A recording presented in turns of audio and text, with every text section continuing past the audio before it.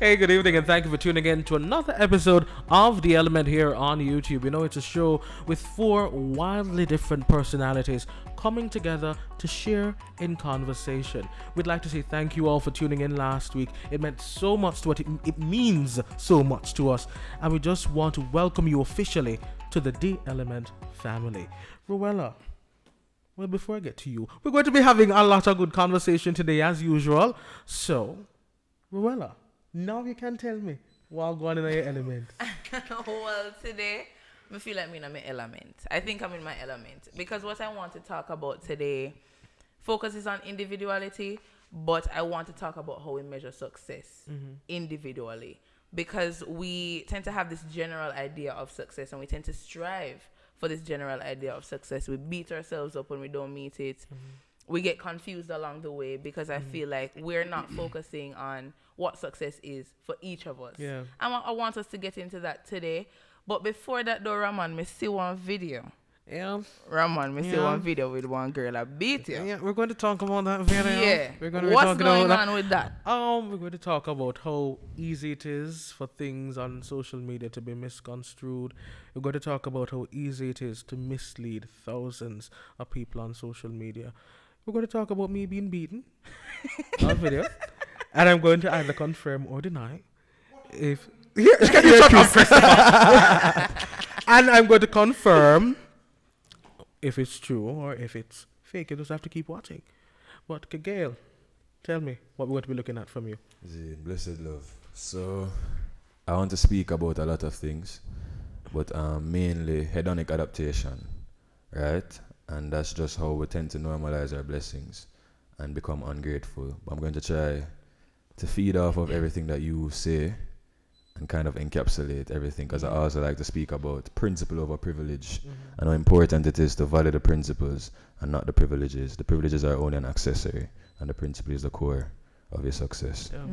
Oshea, what going on element, my brother? Well, in my element, alkaline, motivation for the youth, them him do a song where him pull in the line there, see me? And it was the other day I really sat and understood how powerful motivation is.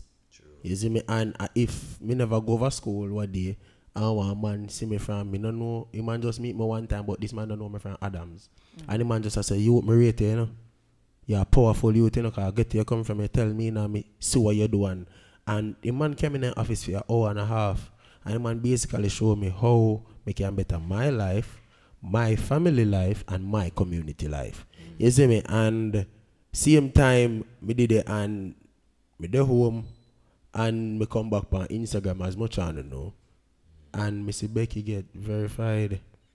Who is Becky? Who is Becky? Deshane, Becky, Big baller Beckford, Becky. like big baller. Hey. Brother, like a big baller for China, cause remember one time governor ever sing one tune and call him name in it, you know. Yeah. Big governor there, you know.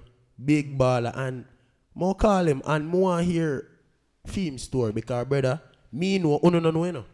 Me know not only the glory, you know, but the story, you know. Yeah. You see me? So we go interview him and hear what I'm have to say, you know. We have a lot in store for you guys this week on The Element. Don't go too far. Stay where you are. We're going to be right back right after this transition. Guys, I have a story to tell you. There is a video on social media, again after 3 years, of me. And in the video, I am being, well, beaten would be an understatement. But I am being beaten by a young lady who many people think caught me in the act of cheating. Right now, there has been a lot of speculation as to whether or not the video is real or fake. But like it was 3 years ago, let me look into the camera, the video is absolutely 100% fake. It was part of a class and we were required to make a viral video. And here we are 3 years later and it's still viral. So I would think I deserve the aim I get for that class. But what the virality of that video taught me is that social media takes a lot of things out of context. It's very easy to mislead people. It's very easy to have them believe something that is not true. You see, I'm very grateful for this platform that I have here with the three of you because I'm here I can come here in front of 1,000 people, and even more than that, to give clarity to something. But so many other people do not have that privilege. So many other people do not have the opportunity to clear their names. And that is why I am so against cancel culture on social media. It's very easy to end somebody's career. It's very easy to end someone's life on social media with half-truths and misinformation. And what we have to do, especially as individuals, is be responsible when sharing stories. It's be responsible when sharing information that we know nothing about. It's just to be careful. Rueyella and I were talking earlier about this video of a man who lost his wife. It was caught on video. And people thought it would be appropriate to download the video, sit in front of a camera, and react to a man losing his wife. Now, if you don't think that's inappropriate, then I don't know what to tell you. Brother, people don't know what Instagram mean, man. Isn't it? Let me tell you, social media on a whole brother, has destroyed us. Me can say social media, you can say Instagram, we can say vice versa. Yeah. Isn't it? But me I thought the trending one at Jamaica. Instagram, brother. Me say a thing, isn't it, about mash up life and sin. Brother, first and foremost, for my life not upon that day, isn't it? Like, this is the first me ever I talk about this, isn't it? And I with my ex-girlfriend, isn't it, bro? Me switch power when woman a this man now, then tap say man eat pum pum. You see me? A body then gone now. You see me? And me switch power my ex-girlfriend go on one live and say my family them used to molest me when me a pitney. You see me? And people run with that and chat and laugh and kiki. You see me? And like me did there me I look upon them and I say, look upon this. So poor me never have a strong heart as I look at you. Poor me never can motivate myself and other people see me and they motivate me as I look at youth. You see me? Maybe I go tire up, you know. Maybe I go kill myself. You get me? I say, but no, brother, me stronger than that. You see? And no. Everybody can Not manage everybody that. can do that. That's why I remember, you know, me did even say to Ramon, say, bro, you say not done school, try and write a course called Social Media Management and bring it to Miss Daly and see if we could incorporate that in our mass communication degree. You get me? Because, yo, enough of we out there can't use social media. And enough of we fault, you know, how social media teach you how to use it in the beginning. Facebook 2009, what's on your mind? And that you would write into the one caption. You get what I say? And then follow up that again. You have one game named Flappy Bird. You see me? The intensity of the game is how hard you tap the screen. So that's why people always ready for because if I sit on the side one woman will just do her nails and the text. You get me? I say so like that is what get you angry. Flappy Bird. So you and then you write what's on your mind. So no, Instagram is about caption, but we still write what's on our mind. Wow. Social media has really desensitized us. It has. What Oshea said, we type in what's on our mind, and sometimes the our mind is not factual, it's not accurate, it's not true. Yeah, because it's on your mind. Yeah, and It's when you go not tweet that necessarily- now, and you don't face the repercussions, you know, because you're not held to any other standards. And people run with that now, and that is the story that is being That's told. the narrative. That is what's there. That is what. The person where you tell the story about knowing them, I forgot to live with the consequences of them. I forgot to live with the and fallout. they may never get a chance to clear their name, and even if they do, people already see that as the first point of contact, basically the first impression lasts. Yeah. So though that person might say, all right, then well, that story about Oshea isn't true, they still have the knowledge in the back of their head. Them still, I wonder, well, maybe a true, maybe a not true. And then you have some people who then just no business, like Wow. that they here and then gone with that, and you can't tell them nothing. True. And like you said, cancel culture hurts so many people's businesses, their lives, their relationships. And it's not okay because social media is something that's ever changing. He was able to make reference to Facebook, and now we're living in the age of Instagram and Twitter, and persons are even digging up things from a certain time, like 3 years ago, for like example. 3 years ago. From a certain time when somebody might have been less mature, somebody might have been less educated, and they're going to publish that now in an attempt to cancel that individual and all the work they've put in, all the reputation they've built for themselves. And it's not okay. And you know what's even worse than cancelling? Just tweeting something for the likes and the retweets. Brother, like, me not lie now. You know what bun me? some people when me see with all heap of likes, and they still a beg, like, Oshea. brother, what you mean, brother? Listen to me, man. Me know people with all heap of likes, brother. Yeah. And me I tell her them, the phone what them have, and another TV that them phone they use take picture, you know. Yeah. They have a cousin with a nice phone, so maybe a 10. So them borrow them cousin phone, and them take 100 picture, Yeah. and then go through 105 of them Yeah. to find the best 2, and then them post that, and then Yeah, read up them files today. no, and I say read up their file, no, bro. But like it is the norm, Yeah. and people outside of that think it is It's real. and Yeah. the facade life. Yo, alkaline. You see your youth, Erland, Austere, Bartley. My God, brother. You see, you show me that word, the facade, brother. You see me? And brother, enough of them live a facade life. Let me tell you, in media, as communication studies students, we learn that everything on media is about selling a particular narrative. And sometimes we need to be careful of the message we put out there. We need to be careful of the information that we share. Because it may not only do harm to us, but it may do harm to others. Yes. But that's what's happening in my element. I think we should move on because Yeah. emotions are getting high and heads are getting quite hot. So, Rueyella, what going on in your element? Well, today I feel like I'm in my element. Love that. I want us to talk about the fact that we, or the way we measure success is pretty skewed, because generally we have this idea of success, financial success and educational success and even familial success. You know, you need to be married, you need to have the X amount of kids, this, that, the third. And we try to apply our individual selves to this general idea of what success is. And social media even heightens that. Yeah. Because on social media, people generally tend to post their successes. Them at work now, then get a new car, then go a party, life nice. And they're posting that. And so our understanding of what success is on a personal level is now, I don't want to say it's undermined, but it has been infiltrated by these different ideas of what success is. How can what I want for myself and what I want to do be measured on a general scale of success when we're all different? How can I measure my success against yours when I want different things for myself than you want for yourself? How is it that we're now going to judge and even be disappointed when we don't meet certain goals, when we really stop and look? Like, we should really stop and look and say, is this even something I want? I'm beating myself up I'm so disappointed in myself. And is this something I even want? And sis, because me can call her sister, because we live few much months, you see me? And Of course. real talk, because after I come off of Instagram, most of them know, because never did that to me, you see me?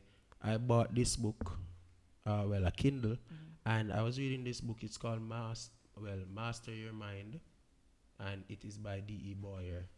And I think it was in the second chapter of the book. I don't remember exactly, but it was saying that we basically measure our success of others or of what we see. So, for example, Arnold Schwarzenegger, a bad show, Terminator, and beat up a man. When he done in our last part, he go on beach side, go sip margarita, and them thing there. Luxury life. You get what I say?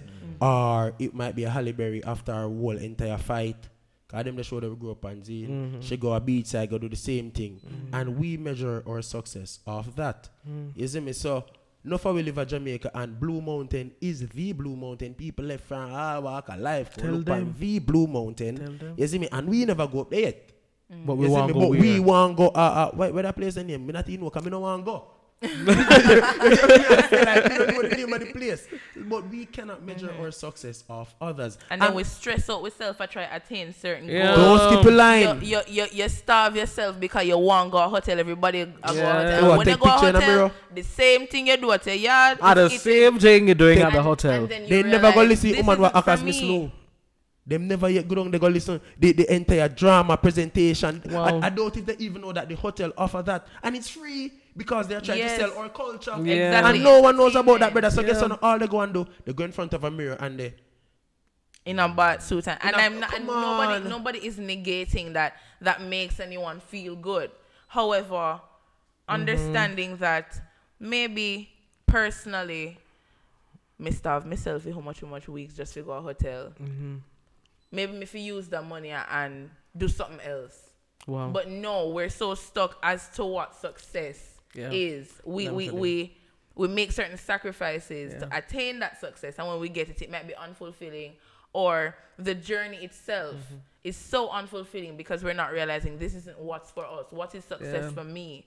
I think we need to focus more on that. And if we do focus more on that, we don't have time for your share Ramon viral video how woman are beat him on social media. Let me tell you, comparison is the thief of joy, but it's also the thief of experiences. Yes. When you're trying to buy the fancy car and the fancy house, when you know in your heart you would have been comfortable with a Nissan Sunny and a one bedroom, when you spend all that time trying to attain something to make you look good in the eyes of others, you lose out on so many experiences, so many meaningful experiences that you could have been having with yourself. And that is why so many of us are unhappy. That's why so many of us are sad, because we have lost self in the pursuit of something that does not represent us at all. Doesn't represent nor serve us. You know what we need to be? We need to be grateful for what we have. We need to understand that the little things that we have in life, the small blessings that we don't even spend time to say thank you for, those are the things that we should be remembering, and acknowledging, and making. Those are the things that should make us happy. Yes. Yeah. Yes. Because when Kagale talk earlier on, brother, like, him say, come me did not care, me did their town, isn't me? And I remember exactly how it happened. Like, first you see one next man, homeless man coming out, call no man mad. I just circumstances then go through, isn't me? So me see a next homeless man and Kagale say, yo, I find me a little boy, this man homeless, you know. And then we see another man a walk come up. And the man like, I'm money, the man a go beg me. And like, the man say, yo, Jano, right now, me see banana, me the beg banana. And the man say, me can't get banana. And like, auntie comes so. You see? And give me, and brother, like, out of nowhere, I said, thank you, God. Wow. Brother, because me I say thank God for him, and me I say basically me I say thank God for me, but me I say thank God for him, because really me I look at me I say, John, if, and that's wrong too, you know. Because me can't look on a man downfall, brother, and then I give God thanks for that. You get me? I say, bro, that wrong. You understand me? I say, my youth, it kind of wrong. What you should be giving thanks for is the fact that you have so much abundance. Yes. But it's sad, as Kagale said earlier, it is sad that we wait until we see somebody in a worse off position than us to give thanks. Yeah, we shouldn't have to see things to remind us to be grateful. Gratitude should be a lifestyle. We should be eternally grateful. Kagale, you are very passionate about this idea of gratitude. Definitely. Talk to us a little about that. Well, with so many things happening in the room currently, like, wow. Start off by saying purpose is your greatest asset, right? Because everything flows from your purpose. But the second you allow these privileges to be an asset, you lose track of your purpose. Wow. And that speaks to what I'm speaking of, hedonic adaptation, also known as the hedonic treadmill. And it speaks to how, as human beings, have a tendency to return to a act of normalizing whatever it is that we once dreamt of. Zine says almost like, well, I used to tell my bridging them, so what the latest iPhone now? iPhone 11 Pro Max. The highest one of the 11 Pro Max. Once you can say, there was a time when the 5S was new. Zine, and you well wanted the 5S and it cost $849. Zine, and you stress yourself and cop it. Zine, but bear in mind that the 11 Pro Max will soon be a 5S. So when time becomes an illusion and your purpose becomes your greatest asset, with the root of the truth, once you can seek the root of the truth, then all will be well, because then you can never attain purpose through a car. You can never attain purpose through a house. But through purpose, all things flow. Zine, from the female you're looking for as a significant other, or the male. Zine, from the house, from the car, all these things are possible through purpose. Zine, so we kind of have to throw away time, because an illusion. Zine, all them things that shall blow away like chaff in the wind. I have to seek with purpose as the greatest. Just like how I'm on Java Benz. Observe when I'm on a Java Benz. Him take him time reverse, but look when I'm on a reverse in Nissan Saloon. him fly out. Yeah. And him didn't want the man to drive a saloon park beside him. You have to treat a purpose like that. But bro, you say a thing, and what if that the man the way of that the Benz, bro, have 2 Benz, him fling it anyway, cause you have someone who do that. Yeah. You get me? I say, and it is where I remember my father was talking to me. Me a youth, and my father not chatting since my big boy, so about grade 6. He might tell me about Maslow hierarchy of needs, and what this I say is me, it's a theory of human motivation. You get me? I say, so like right now me is a youth where if you know me used to be Alistair. See, no a Ralph Lauren me a beat. And I say me better than Alistair. And I say a Ralph Lauren money me have. But right now me see say the type of clothing that Ralph Lauren has is the type of clothing that I want to wear or I look better in. So me go buy that there, bro. Me not pressure myself. One question, Go ahead, bro. That's where principle over privilege. Principles like purpose, persistence, all of these things. Principles over privilege. Once you have that, all is well. Because check it. You love clothing, you love fashion. See, and I remember where I come from, slavery, where we plant cotton and we reap cotton. And an easy task. As a youth, you ever think for plant cotton and go from the basic level to the fruition of cotton being a piece of clothing. Right. That's the principle over the privilege, because what you love is the fruit of the principle, you know. Yes. But are you a fan of the roots? Itself. I get where I'm forward from. So once as youth, we can put principle over privilege. Remember, you know, the youth want to be baller, but does he want to train as hard as who we're about to interview? You get where I'm forward. I just put the principle over the privilege. I'm not tell you don't beat a Clarks, I don't beat a Ralph Lauren. I'd never dare. But hug up your purpose. Don't hug these things, because these things shall change. Of course. Remember, you know, you have an iPhone 20, you know, in your palm, you know. Your palm on the phone, you know. and that's the thing. Like all of these things to you, your Benz are your greatest asset. To me, my Benz are one of 20. At the root of why you have your Benz and at the root of why I have my Benz. Once we're focused on that, once we're focused on what's at the core, then we shall be all right. But we can never be all right if we're so caught up and so tied up in the Benz itself and what comes after the Benz. We can never really be happy. You know Benz, but will Benz know you? You get where I'm forward from? Because check it, you know. Remember, you know, the principles, the rigid principles you take for make a Benz. Are you a fan of it? Or just a fan of the fruit? It makes no sense to forward in this life as only a consumer, not a producer. Yeah. Anything you love, you must produce it. Bro, and that's why I tell you, say, Alkaline. You see me, brother? I'm my favorite artist that from ever since. You see me? And, well, Proto J and Alkaline them. But yeah, you get me? I say, but Alkaline say a thing when I say, don't skip a line. And get ahead of time. And that if him say no, a star captain say so. Say that again. Don't skip a line and get ahead of time. Powerful stuff. Zine, don't skip a line, wait your turn. Don't skip a line, me say for wait your turn. And then Alkaline, same way, what did I sing? Don't skip a line, wait your turn, tell we say 23 with a mansion, motivation for the youth them. But Alkaline ain't start sing when him at 23. He never skip a line and get ahead of time. He never skip a line in waiting time. In waiting turn. So at 23, he could have sing say, make you motivate the youth them become buy a mansion on the hill. Which he did. You get me? I say, bro, so is you if you understand and get a level of motivation if you make you know say, yo, watch you know, youth, you fly too fast, humble. True. And at that, in my element, bro, because enough things humble me, you know. Right now, my humble youth, you know. Ask Manda, you know. Brother, me see me little down myself as an individual way. Me cut myself from the world. The only person could have contact me, bro, my mother. You see me? And me say, Manda, we are going to go cook. Me I go do this, brother, I'll farming, me go to brother. Like, brother, me bring myself down to the caveman level. Just because more appreciate things. You see me? Brother, like, this book, D.E. Boyer, Master Your Mind. Brother, I want powerful book, brother, because enough look at things where we do as individual, bro. We don't even understand why we do it. You know, Wait, Oshea, I wanted to go back a bit. I need to ask you a question. Go ahead, bro. You said you took a step back from everything. You started to spend a lot of time with yourself. Yes. How transformative was that for you? Tell me, what did that do for you? Bro, you know hear me a reason.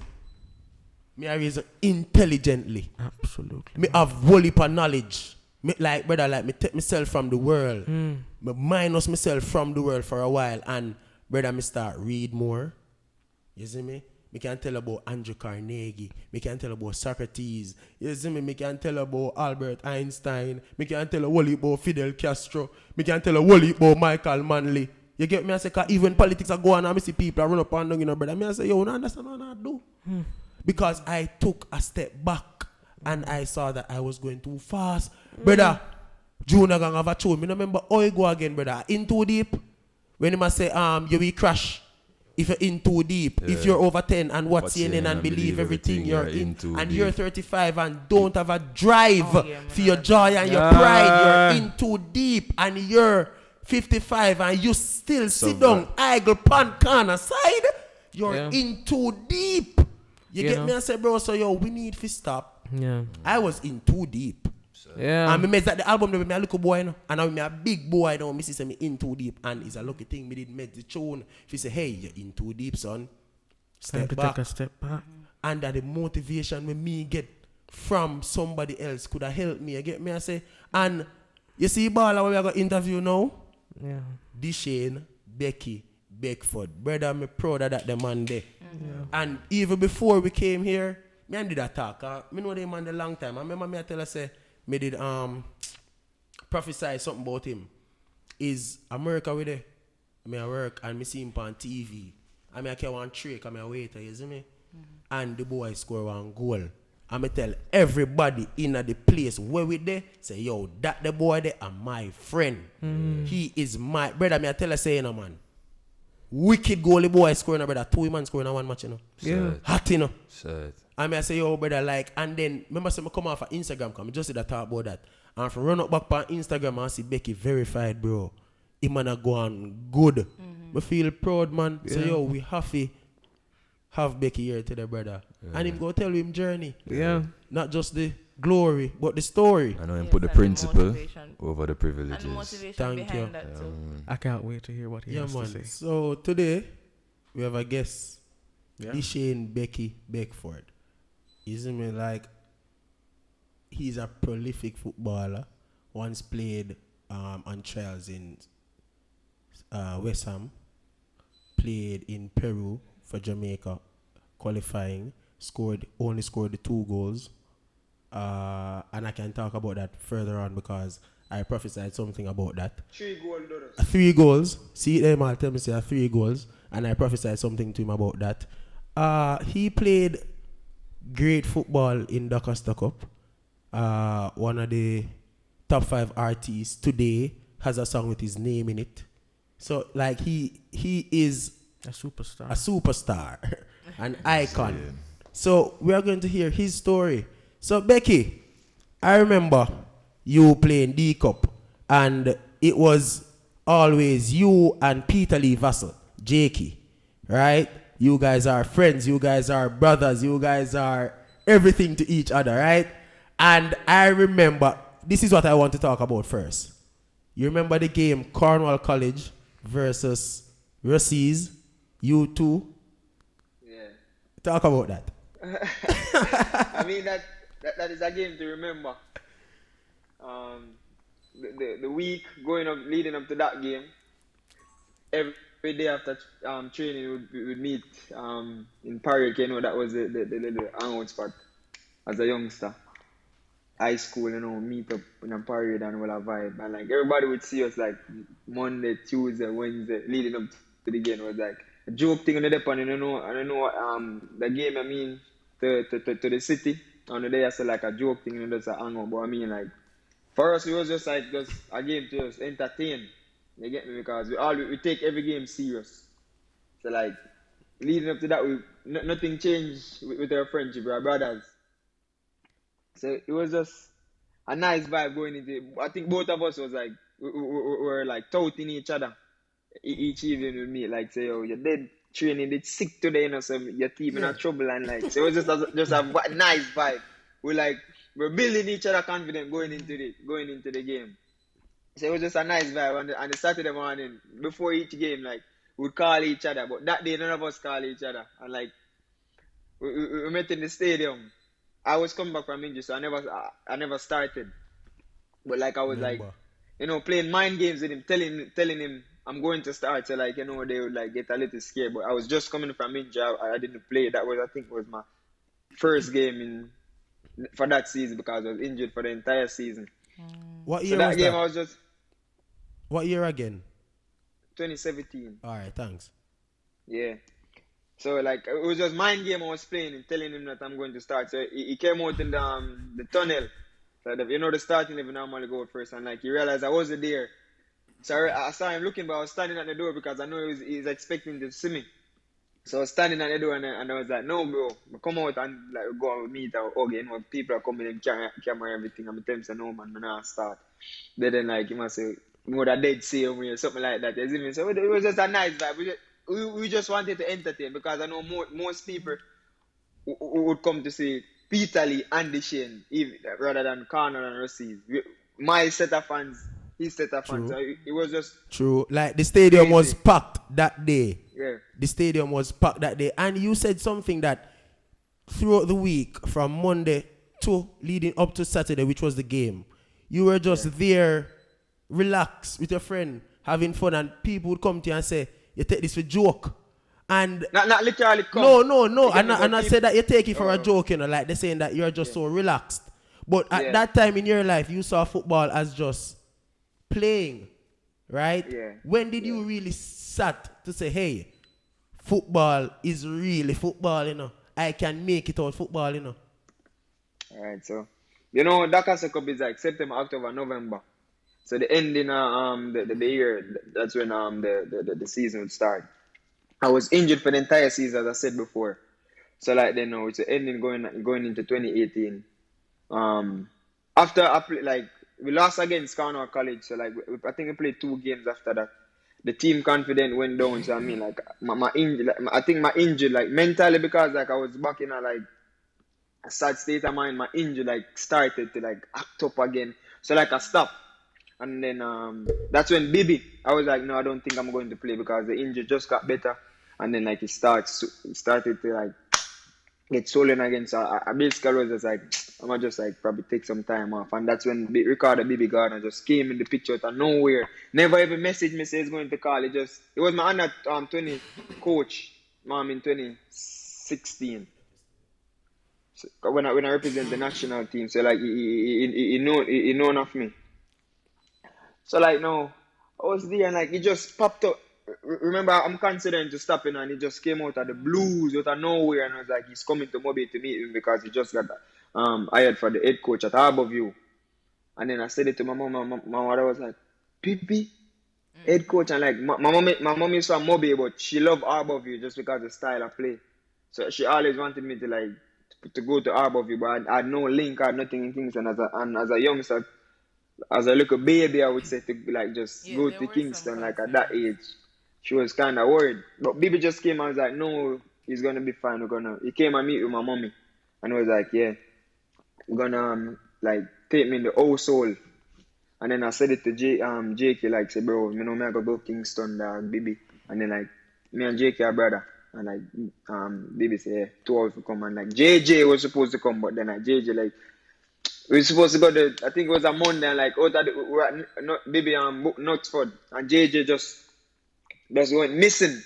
So it was just me and Jake, and then from we went to Kingston, like Bibi would sit with down and like just tell us like the history, like what football can really, like he was literally like telling us like everything he has, his assets, everything, like football gave it to him. And like me and Jake was like football really, and like we would just play football because of whatever God given talent. We just played for this fun. So Becky, like, at that time, sorry to cut you, but at that time, what did that mean to you? Ricardo Bibi Gardner personally calling for you, and then not just calling to say, hey, come and show me what you can do, but also calling you and having a conversation with you, sharing his knowledge and motivating you as well. Like, what did that mean to you at that point in time, and what does it mean to you even today? I mean, it's still with me. I just felt like somebody really like see my potential and want to help, because people are always telling me I'm good and I can make it far, but they never like try to help. It's just like word of mouth. People tell me they're gonna get me on child, but Bibi Ricardo Gardner really like came and just took me in his household. So like it just felt like a dream come true. Somebody like really like trying to help, not just saying they're going to help, but somebody really helping. You get me?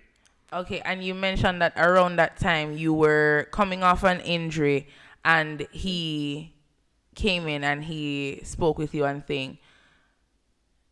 Would anything else have pulled you from that point, perhaps one of the lowest points you've been at in your football career? Would anything else have really pulled you from that point to put you where you represent Jamaica internationally, been to West Ham, you're overseas doing your thing? Would anything else have pulled you from that particular place as much as the advice and the endorsement really of Baby Gardner did? I mean, I think something else probably would change my mind, but at that point there was nothing else. At that point, there was nothing else. That was the only thing that really could keep me going.